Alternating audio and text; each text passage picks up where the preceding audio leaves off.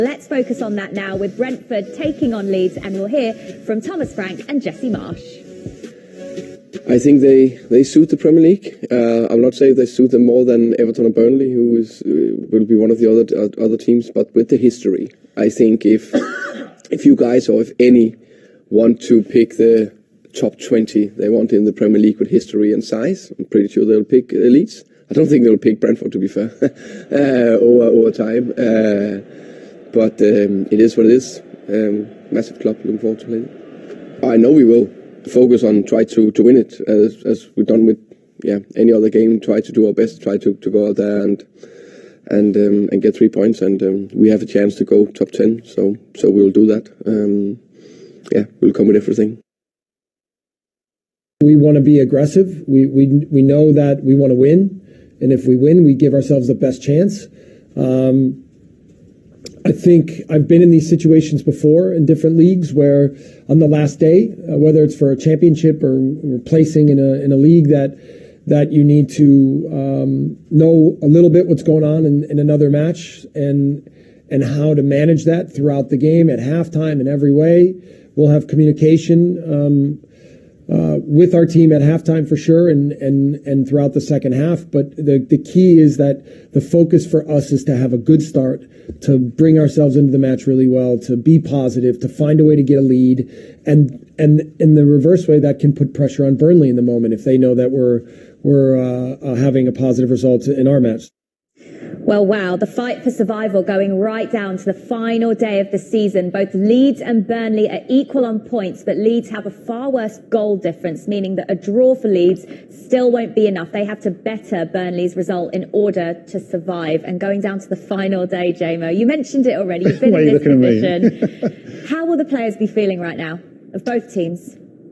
Well, I think obviously Burnley will be in a better place. Because first of all, they're not in the bottom three, and secondly, they've had some successful results recently. I know when we were at West Ham, we went into the last game, I think it was between us and Bolton. We were in Birmingham. We went 1-0 down.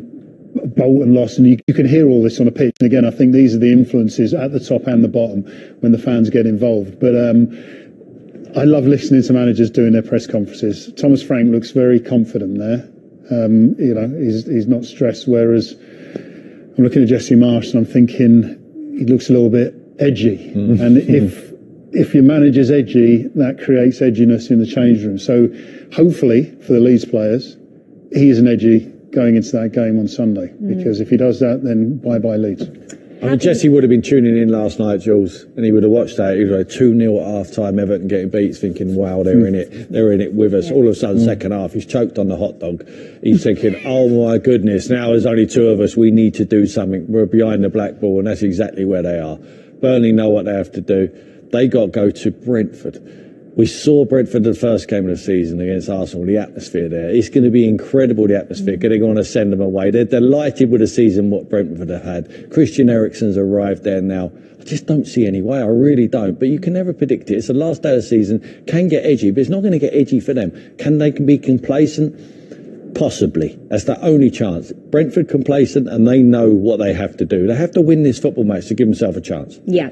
Where's it all gone wrong for Leeds, Andy? Why are we sitting here coming into the final game of the season with them sitting in the bottom three? I think when we go back to last summer and we look at recruitment, that they just didn't get it right. I think Bielsa had an incredible 3.5 years there, and what's amazing is some of the players that he made into Premier League players.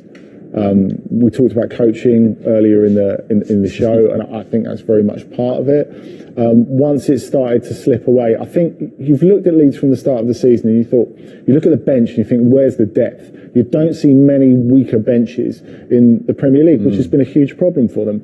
And then you think of Jesse Marsh coming in, who I think in terms of, because Bielsa's such a specific coach, to have someone who's not stylistically a 180 from him is quite beneficial.